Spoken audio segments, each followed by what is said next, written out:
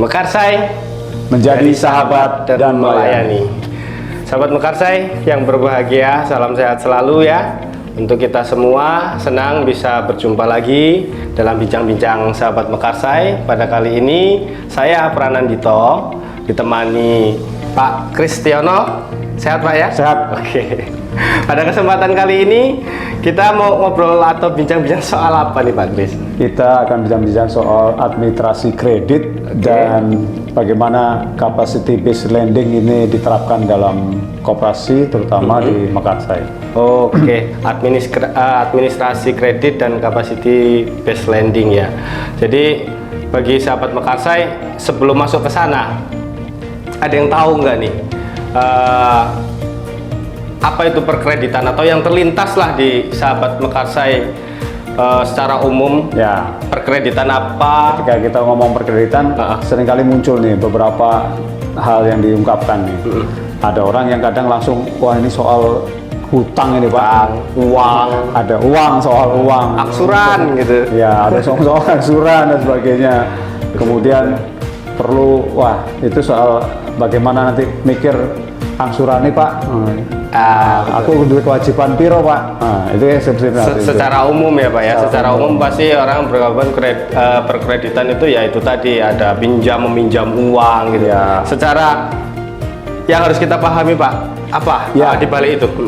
Artinya ketika bicara soal pinjaman itu bicara soal solidaritas, terutama di koperasi ya.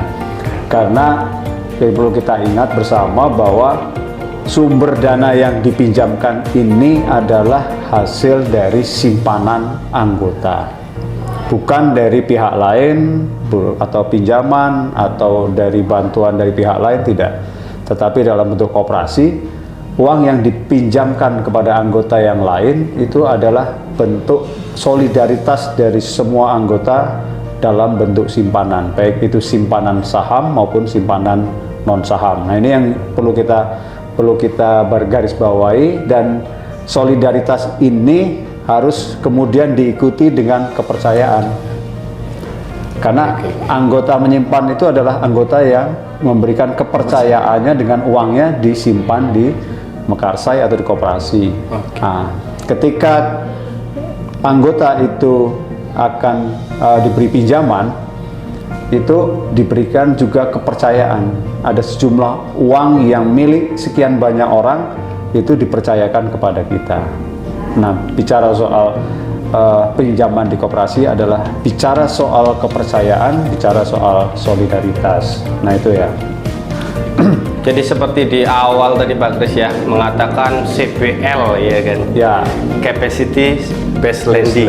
Ya. Apa sih Pak Kris itu? Ini yang perlu sahabat Mekarsai ketahui. CBL mungkin asing bagi sahabat Mekarsai.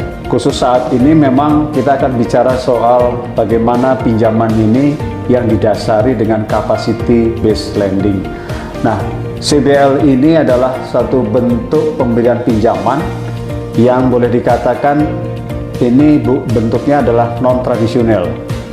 Artinya non-tradisional ini kalau kita perbandingkan dengan tradisional, yang tradisional itu biasanya pinjaman itu selalu hanya hitung-hitungannya terkait dengan jaminan yang diberikan. Kalau jaminannya harganya 100 juta maunya, bisa pinjam berapa? Bisa pinjam berapa? Umumnya selalu itu yang ditanyakan. Selalu itu. Kalau saya punya jaminan 200 juta, saya bisa pinjam berapa? Itu konteks yang tradisional. Nah, bicara yang non tradisional ini akan tentunya sangat berbeda, karena pinjaman yang disalurkan itu berdasarkan adalah kapasitas peminjam, orang yang meminjam itu untuk membayar kembali pinjamannya. Ini yang menjadi non tradisional. Yang membedakan itu tadi ya. Bagaimana mengukur kemampuan untuk yang bersangkutan membayar kembali, inilah kemudian kita melihatnya menjadi sebagai bentuk capacity based lending. Nah, ini yang harapannya nanti ke depan ini yang menjadi kita bangun bersama di koperasi ya. Jadi itu semua koperasi pakai itu ya Pak ya. Sejak kapan itu? Untuk di koperasi kredit terutama di credit union itu kita mulainya memang nanti akan ke depan akan kita bangun seperti itu. Dan di Asia sendiri dari IQ itu sudah memulainya di 2010 sebetulnya. 2010 anjurannya, artinya kita sudah periode sekitar 11 tahun ya. 11 tahun yang lalu sudah dicanangkan, tapi nampaknya capacity based lending ini belum menjadi acuan di berbagai koperasi. Nah, ini harapannya dengan kita membuat bincang-bincang ini bisa membawa kita bersama bahwa bagaimana di koperasi itu nanti dasarnya adalah capacity based lending untuk pemberian pinjaman. Nah, itu karena harapannya dilakukannya itu karena capacity based lending ini dinilai lebih humanis. Lebih humanis itu maksudnya seperti Nah, lebih humanis itu artinya kemudian bagaimana dengan koperasi yang dasarnya adalah kumpulan orang-orang itu, kita tidak sekedar bicara soal uang, tidak bisa sekedar uang, tapi ya ada prinsip-prinsip tentang bagaimana pemberian pinjaman ini lebih bertanggung jawab, sehingga kemudian bagaimana anggota atau peminjam itu nantinya ketika dia diberi pinjaman, dia akan benar-benar menjalankan kepercayaan dari anggota lain bagi bentuk solidaritas dari anggota yang lain, dan ini kemudian akan dipercaya bisa kembali. Nah, ini yang kemudian kita sebut dengan CBL.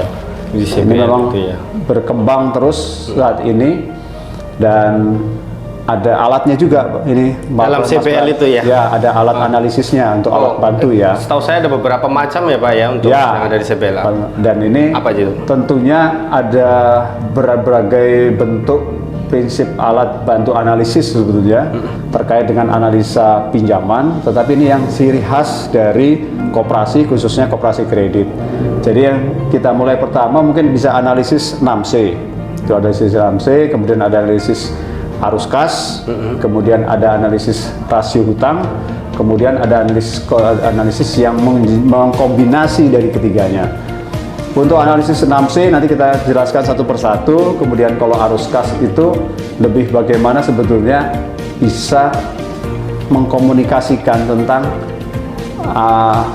konteks arus kas yang ada di keluarga atau ya di keluarga anggota yang mau meminjam itu. Nah, ini memang seringkali anggota sifatnya menolak karena dianggap ini terlalu jauh ke privasi yang bersangkutan, rumah tangga gitu ya. Tangga. Tapi ini menjadi sangat penting, untuk terbuka, dikomunikasikan supaya kita benar-benar sama-sama tahu. Artinya jangan sampai kemudian pinjaman yang diberikan ini justru di kemudian hari justru menjadi masalah bagi yang bersangkutan dan keluarga, atau yang lebih memprihatinkan lagi, kemudian justru aset keluarga ini justru harus beralih gitu ya, untuk membayar pinjaman yang selama ini dia berikan. Nah, untuk rasio hutang ini kita juga melihat bahwa tentunya kita juga harus melihat penghasilan yang bersangkutan berapa. Kemudian kita harus menghitungkan bagaimana sebetulnya dari angsuran pinjamannya itu tidak lebih dari 25-35% dari pendapatannya setiap bulannya. Nah, ini juga kita harus melihatnya itu.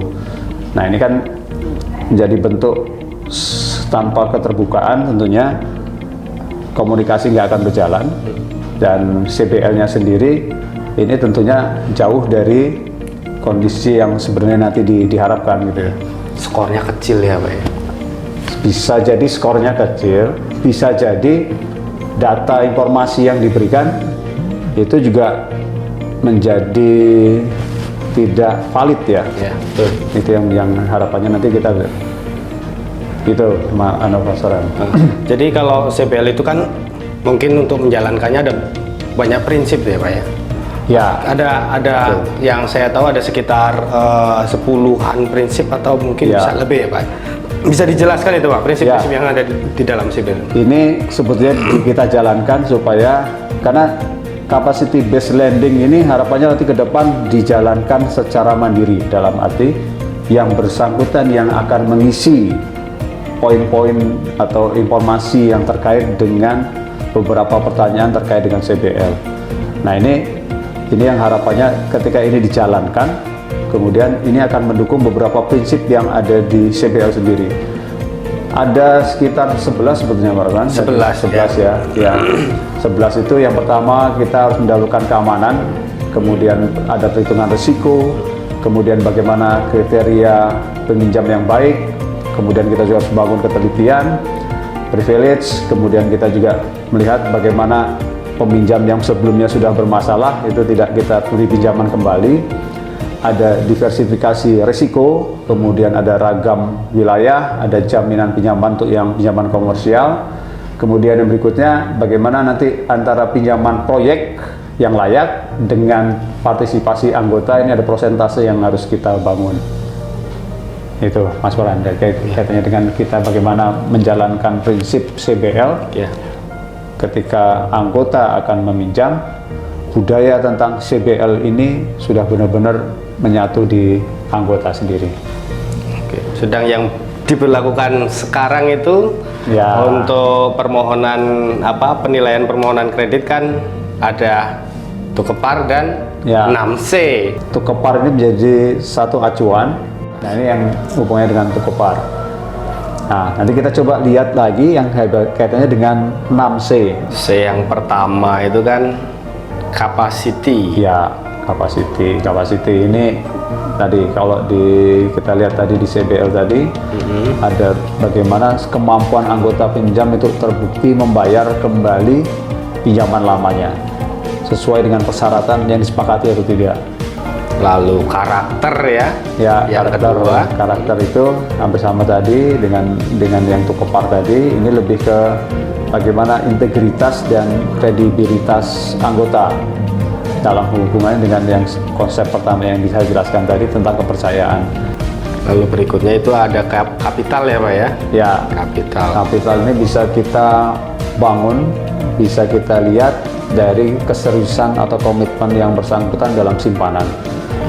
Di balik itu untuk seorang pemohon atau anggota yang mengajukan pinjaman, tetap di awal tadi kita butuhkan jaminan yang mana dalam 6C ini adalah kolateral ya Pak. Ya, kolateral ini tentunya agunan ini perlu tersedia dan tentunya nilai dari dan kualitas itu diharapkan bisa menutup kemungkinan resiko. Nah, untuk kolateral sendiri sebetulnya ada prinsip yang mengikuti, yaitu MAST Principle, artinya MAST Principle ini singkatan itu ya, sebuah singkatan. Yang pertama M itu sebenarnya marketability ya, itu yang M yang M-nya ya. Kemudian yang A-nya itu ini ascertainability of value, jadi standar harga. Saya juga soal standar harga. Kehubungannya harganya nggak stabil di stability of value ya. Di stability of value itu harga jaminan yang tidak stabil. Nah, harga tidak stabil ini bisa jadi dalam kurun waktu tertentu, ini masalah kestabilan harga, masalah standar harga yang dihubungkan dengan waktu. Nah, yang terakhir tentunya T ini adalah transferability, ini terkait dengan mudah tidaknya jaminan itu untuk dipindah tangankan, terutama ke koperasi. Berarti untuk MAST Principle tadi ada dalam kolateral ya Pak ya. Yang kelima itu kondisi of ekonomi, itu nanti kita akan melihat sebetulnya ketika ada perubahan kondisi sosial ekonomi di lingkungan peminjam, itu berpengaruh nggak terhadap kondisi ekonomi yang bersangkutan dalam rumah tangga. Perlu ada satu tambahan prinsip dari 5C itu menjadi 6C. Tambahannya adalah compliant. Compliant ini soal kepatuhan. Nah, kepatuhan ini kita akan bisa menilai kepatuhan anggota yang akan meminjam itu pertama dari ketaatan terhadap peraturan. Nah, ini makanya kemudian yang C terakhir ini ditambahkan, dan ini nampaknya harapannya nanti ke depan ini menjadi satu hal yang mensupport dari 5C yang ada, diiringi dengan kedewasaan kita dalam sebuah penyaluran pinjaman, di mana sebetulnya ada alur nih, ada alur pinjaman yang bisa menjadi pedoman. Kalau untuk alur pinjaman sendiri di koperasi, kita buat secara umum, kita buat ada 7 tahapan. 7 tahap ya? Iya, 7 tahapan alur pengajuan pinjaman. Itu yang pertama itu adalah penjelasan alur pinjaman ya oleh member service, bisa dibantu oleh member service. Yang pertama, jadi anggota datang bisa dibantu oleh member service untuk tanya-tanya boleh, gimana soal pinjaman, berapa nominal pinjaman nantinya yang akan jenis pinjaman. Ya, jenis pinjaman kita ada berapa jenis juga ada di situ, Pak. Ya, jadi itu masuk persyaratan dan sebagainya. Persyaratan nanti dijelaskan oleh. Tapi masih umum ini ya? Ini masih umum, Pak. Belum teknis ya? Belum teknis. Berikutnya, yang kedua adalah pengisian formulir dan kelengkapan berkas atau melengkapi berkas. Jadi kita untuk peminjam, anggota peminjam harus mengisi formulir permohonan pinjaman. Di formulir permohonan pinjaman itu ada syarat-syarat yang harus penuhi. Ada KTP, KK, surat nikah, ya kan, ada dokumen-dokumen jaminan yang harus difotokopi juga untuk harus dilengkapi beserta dengan permohonan pinjaman itu. Nah ini kalau masuk di tahapan 2 ini bisa berapa lama nih Pak? Untuk berjalannya proses sendiri? Untuk berjalannya proses kita beri waktu sampai dengan 7 hari Pak. Kenapa 7 hari? Sebenarnya itu tergantung dari anggota sendiri. Jadi kalaupun anggota saat itu sudah membawa berkas, bisa langsung diproses. Bisa langsung diproses. Tapi kalau belum, kita harapannya selama 7 hari itu menjadi peluang yang bersangkutan untuk melengkapi. Betul. Kalaupun nanti sudah ada batas waktu, kita pasti akan konfirmasi kembali. Berkasnya yang kurang apa-apa akan kita informasikan. Dan untuk tahapan yang berikutnya, yang ketiga, itu penyerahan jaminan asli dan penandatanganan bukti serah terima jaminan. Ya, karena jaminan yang asli itu memang harus kita terima dulu, Pak. Sebelum melangkah proses selanjutnya. Ya, jaminan asli kita mau melihat keabsahannya ya. Maaf ngomong, kalau sertifikat itu ada yang sertifikat palsu segala macam ya. Kelengkapan jaminan itu kita harus lihat seperti apa. Nah, untuk meyakinkan si anggota kalau jaminannya diserahkan, kita pasti akan memberikan tanda terima itu. Tanda terima jaminan. Tanda terima ini nanti akan digunakan oleh yang bersangkutan kalau akan mengambil kembali. Betul, dan harus yang bersangkutan harapannya tidak bisa diwakilkan. Itu pun kita kasih batas waktu 1-7 hari. Sampai 7 hari ya. Tahap berikutnya adalah wawancara kredit. Itu bisa dibantu oleh teman-teman kredit di lantai 2. Jadi wawancara kredit itu intinya kita di sana menggali seperti yang tadi kita dari prinsip-prinsip tadi diterapkannya di sini di wawancara kredit. Yang pertama di wawancara kredit kita akan pasti menggali tujuan pinjamannya secara lisan loh Pak secara lisan.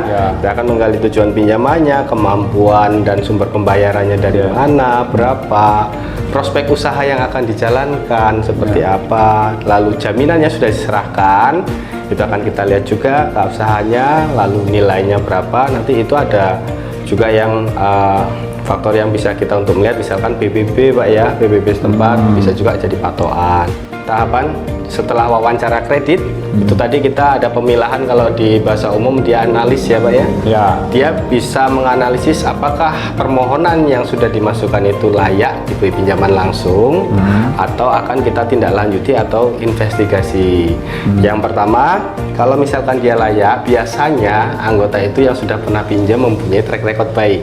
Dalam analisis tadi ada di analisis tadi ada bagaimana kalau pinjaman gimana kalau pinjaman lama prinsipnya itu tidak berjalan dengan lancar, tentunya dia tidak akan menerima.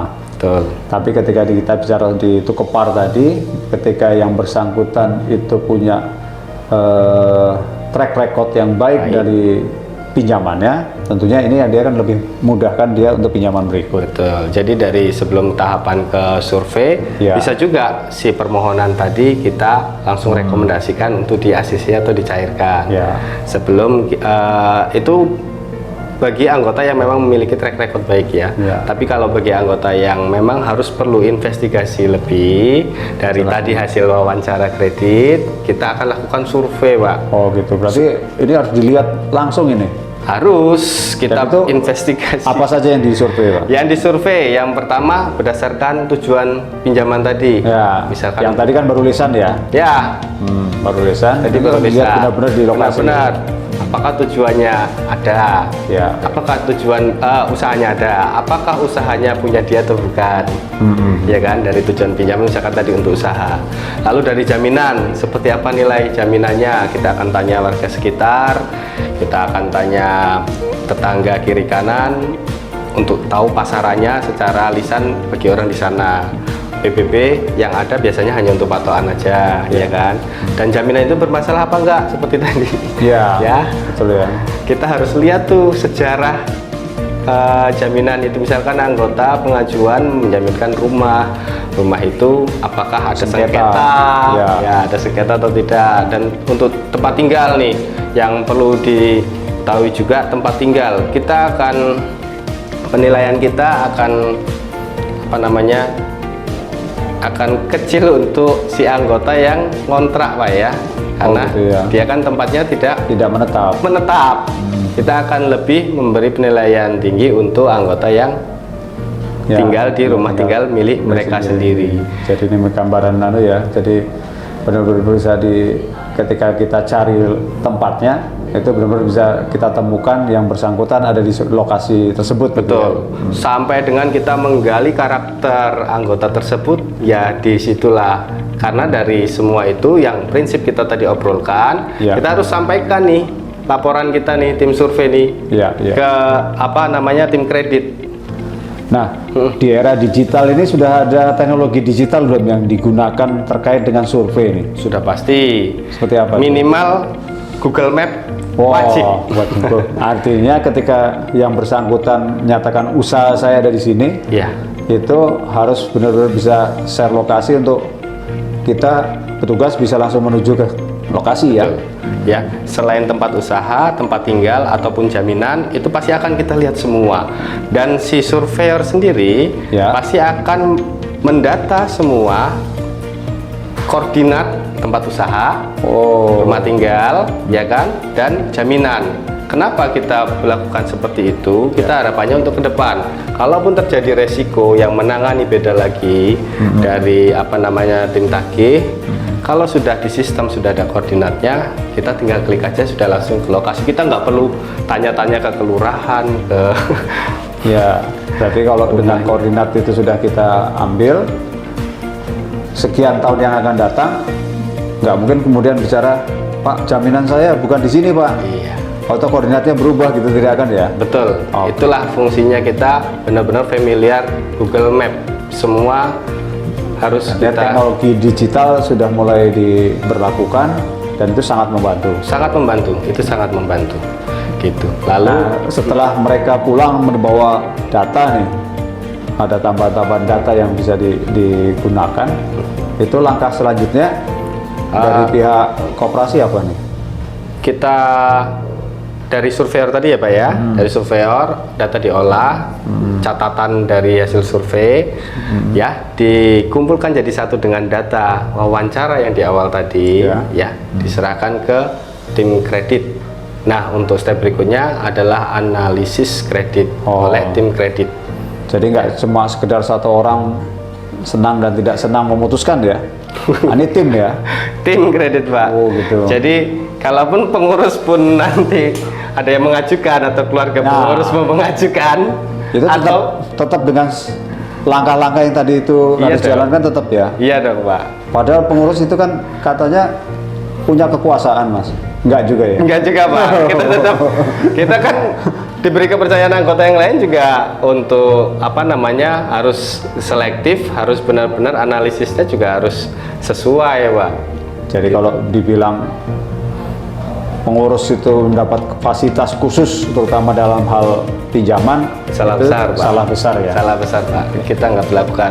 Ada pengurus mau mengajukan ya harus prosedur jalan. Prosedur syarat administrasi harus lengkap. Ya. Kalaupun ada jaminan baru ya kita harus lihat lah. Tetap disurvei. Tetap disurvei. Tujuan pinjaman untuk apa kita harus lihat seperti apa realnya ya yang Seperti terjadi. apa, iya. Betul.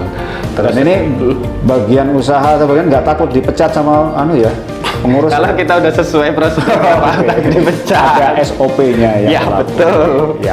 Kita harus sesuai SOP. Jadi Ya. tadi masuk ke tahap yang ke-6 ya, analisis kredit. Jadi yang pertama dari berkas yang masuk kita periksa ya formulir pinjamannya, lalu kelengkapan berkasnya ya, persyaratan, hasil wawancara kita lihat juga, kita samakan dengan hasil survei sesuai tidak. Jadi hasil wawancara sudah tercatat Pak di sistem. Oke. Ya, tidak perlu kita menghadirkan bagian kredit yang Nggak usah berbeda. buka-buka berkas kertas dokumen dan sebagainya. Dokumen tulisannya teman-teman yang nggak bisa dibaca misalkan sudah tersistem Mbak kita ya. Sudah masuk ya. Ya, hasil survei pun sudah tersistem, foto itu sudah ada juga, dari hasil survei sudah ada catatannya dari tim survei. Tinggal dari situ kita akan melihat track record si anggota melalui rekening koran yang ada di sistem kita ya. Ya. Seperti apa, apakah lancar simpanannya, bila ada pinjaman sebelumnya apakah lancar. Lalu dari kelayakan usaha kita akan analisis dari tadi rekomendasi dari tim survei ya. Lalu menganalisa kemampuan bayar, kita juga bisa melihat dari kondisi rumahnya seperti apa, perekonomian. Misalkan Pak, contoh ini kalau misalkan kita melihat kelayakan dia itu kadang simpel aja sih. Ya. Kita ngelihat datang ke rumahnya kosong, nggak ada apa-apa, kursi nggak ada. Waktu ngajukan wawancara pinjamnya 1M. 1M. Begitu di rumahnya di Kebutuhan biaya rumah tangga misalkan 10 juta sebulan ya kan. Belanja 10 juta per bulan. Betul. Tapi ketika dilihat di rumahnya Di lokasi kursi. jauh dari Jauh. yang disampaikan waktu Betul. wawancara atau dia ngisi. Nah, itu udah nggak jadi sesuai ya, itu udah ada kebohongan. ada kebohongan. Jadi disitulah tim kredit akan menganalisis kemampuan bayar, lalu kemampuan menyimpan itu tadi penyisihannya Pak ya. Dan ini nggak lagi lihat buku tabungan ya, Oh ya udah enggak. udah langsung dengan sistem ya. Langsung dengan Sudah sistem. ya. Jadi sistem udah menunjang itu ya. Sudah, sistem kita sudah menunjang. Kita buka aja rekening koran ataupun database anggota saja. Kita sudah lihat itu semua kelihatan terlihat ya. Semua ada di situ. Dia lahir ada di mana, dia tinggal di mana, bahkan itu tadi ya. Jadi anggota kapan, betul. Titik. simpanannya berapa dan sebagainya. Nah, ini contoh Pak. Dalam rapat kredit, kadang Ya. kita bingung ini lokasinya di mana. Tapi dalam sistem itu tadi, si surveyor kan Bisa sudah memberikan titik koordinat. Bisa langsung menunjang ya. Betul, titik Artinya koordinat. orang tim sendiri, walaupun dia tidak ikut survei, dia bisa dengan titik koordinat itu akhirnya punya gambaran tentang lokasi dan sebagainya. Betul. Misalkan lokasi kebunnya di mana ya kan? Kebun itu dari titik koordinat kita klik saja. Nanti Ya. sudah ketemu. Oh, posisinya ada di ada di Kemiling. Lokasinya dari jalan juga nggak jauh, ada akses jalan juga. Ya. Dari titik koordinat Ya. disamakan dengan foto-foto dari tim surveyor. Oh, oke. Gitu. Jadi semua terhubung ya dengan Terhubung. Jadi kita sudah enak melihatnya ada di sistem. Lalu tadi kan kita setelah menganalisa kemampuan menyimpan ya tadi dari rekening koran dari sistem, lalu menetapkan hasil akhir analisis.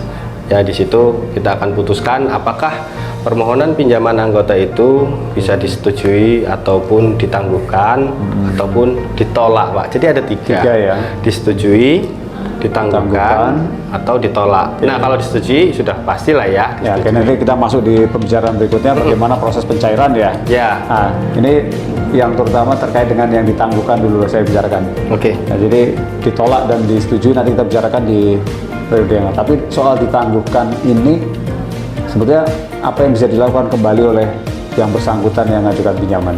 Ditangguhkan biasanya itu dengan kita berikan catatan khusus Pak. Misalkan usaha anggota itu memang dikatakan layak Pak ya, tujuan untuk Ya, usaha oke. layak, kemampuan bayar ada Ya. ya kan. Tapi jaminan yang diberikan misalkan cuman kebun, pinjaman 100 Artinya juta. tidak menunjang dari Betul. proses pengajuan yang ada. Betul. Misalkan salah satu aja jaminannya kurang menunjang. Biasanya Ya. kita akan tangguhkan dulu nih ya kan? Karena usahanya prospek segala macam, Ya. kemampuan bayar ada, kita kan harus bantu anggota, Ya. ya kan? Makanya kita berikan penawaran, apakah ada jaminan lain? Kalaupun ada, silakan dipenuhi. Jadi prosesnya kembali ke apa? Entah wawancara kembali atau kemudian nanti pengajuan apa? Jaminan kembali. Bisa jadi survei kembali ya. Bisa jadi survei kembali dengan catatan yang dipenuhi oleh anggota, misalkan tambah jaminan dia ada, dia memberikan jaminan lain dan kita lihat lagi survei kembali kalau memang layak. Nah, itulah baru kita akan berlanjut ya. ke yang disetujui. Ya. Gitu. Nah, yang setuju masuk di pencairan pinjaman. Betul. Tahap ini yang sebenarnya ditunggu-tunggu nih kalau mengajukan pinjaman. Sama anggota. Ya. Ya. Jadi kadang-kadang udah belum saatnya telepon, udah telepon duluan ini Pak. Ternyata saya kapan cairnya? Belum dirapatkan, belum dianalisis sudah ditelepon. Udah ditelepon duluan, ya. Kapan cairnya? Biasanya seperti itu. Nah, proses pencairannya sendiri bisa seperti apa nih yang dia akan dilakukan? Ya, pencairan sendiri yang pertama tadi sebelumnya ya Pak ya, itu yang sudah pasti direkomendasi atau disetujui oleh tim kredit ya dari Ya. permohonan ya. Setelah proses itu tadi kita akan setorkan ke bagian administrasi kredit untuk ditindaklanjuti kelengkapan berkasnya Pak. Ya. Kita cek lagi karena kelengkapan berkas, contoh misalkan dari ini langsung ke teknis ya Pak ya. Kadang ada sertifikat, menjaminkan sertifikat tanggal lahir itu beda. Oh, Ya, di jadi sertifikat dan di dokumen-dokumen ini ada yang nggak sejalan gitu ya, Betul. ada yang nggak sama gitu ya. ya, di sertifikat namanya sama Pak, tapi tanggal lahirnya beda. Ya. Nah, karena ini sudah kita ACC dan sertifikat itu sebenarnya nggak ada masalah, tapi untuk berlanjut si anggota itu harus menyerahkan atau mengurus surat beda nama, meskipun dia beda tanggal lahir ya, sama saja. Oh, gitu. Ada formatnya. Surat beda nama bahwa nama A di sertifikat tanggal lahir 17 Agustus 89 Yang sebenarnya sebenarnya sama dengan KTP nama A yang tanggal Ya. misalkan 87 gitu. Adalah orang yang sama diketahui kelurahan. Salah satu itu kelengkapan berkas yang harus kita cek Pak ya.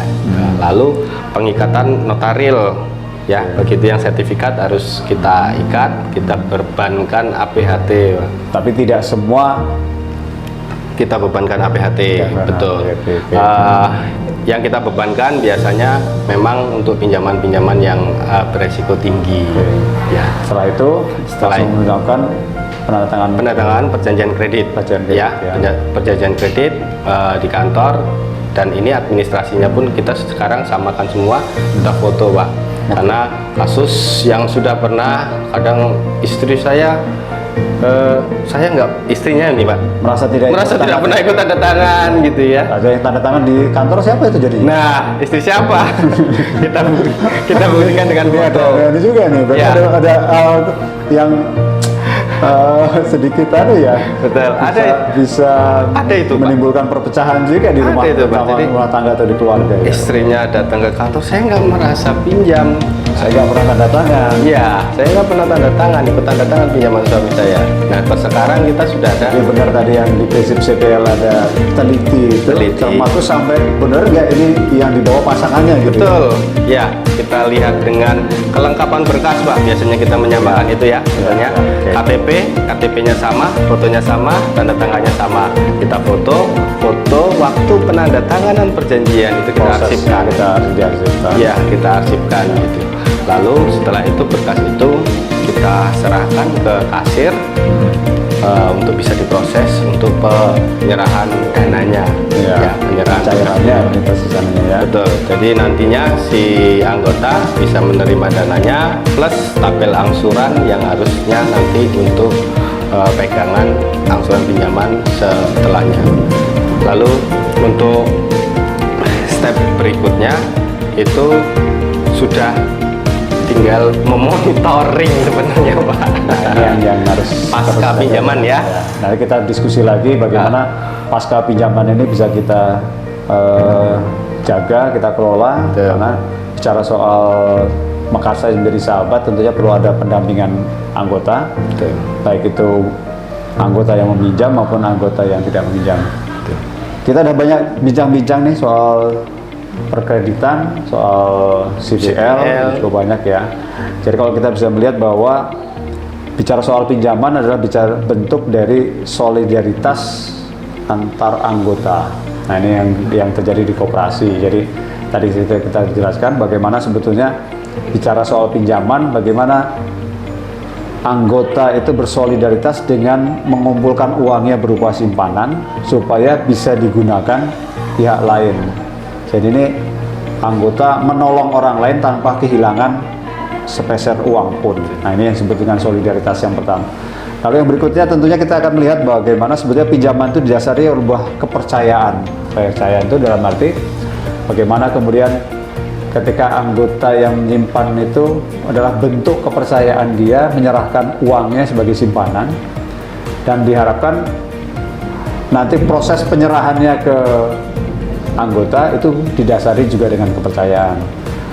Lalu yang kita bisa melihat bahwa dari proses bincang-bincang kita tadi bahwa kepercayaan itu harus dijaga.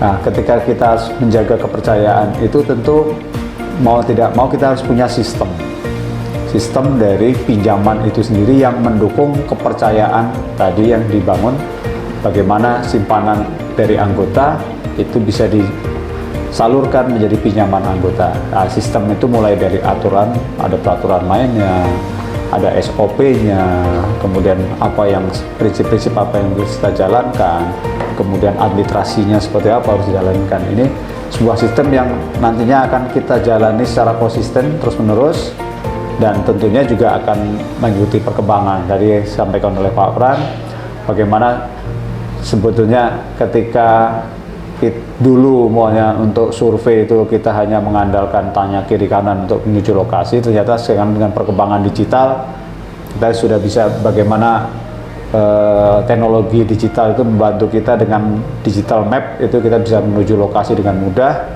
bahkan tempat tidak akan bergerak berpindah-pindah dan sebagainya. Itu hal-hal yang saya rasa bagian dari yang sangat penting dari kita. Bicara soal pinjaman tidak kemudian hanya bicara soal uang yang kita salurkan ke anggota, tapi bagaimana ini soal sebuah kepercayaan yang dibangun dari solidaritas anggota untuk kita sampaikan kepada orang lain juga dengan kepercayaan. Luar biasa ya sahabat Mekarsai. Semoga sehat selalu ya Pak Kris ya, untuk mengakhiri. Siapa tahu kita bisa ketemu lagi dalam bincang-bincang yang lain. Kita masih punya banyak hal yang harus kita bincangkan. Nanti kita akan bincang bersama supaya nanti apa yang kita sampaikan ini bisa bermanfaat untuk semuanya. Oke, siap sahabat Mekarsai. Terima kasih ya telah mengikuti materi ini. Jadi kami berharap materi ini dapat menjadi bahan pembelajaran bagi insan koperasi di mana saja berada, gitu ya. Mekarsai menjadi sahabat dan melayani.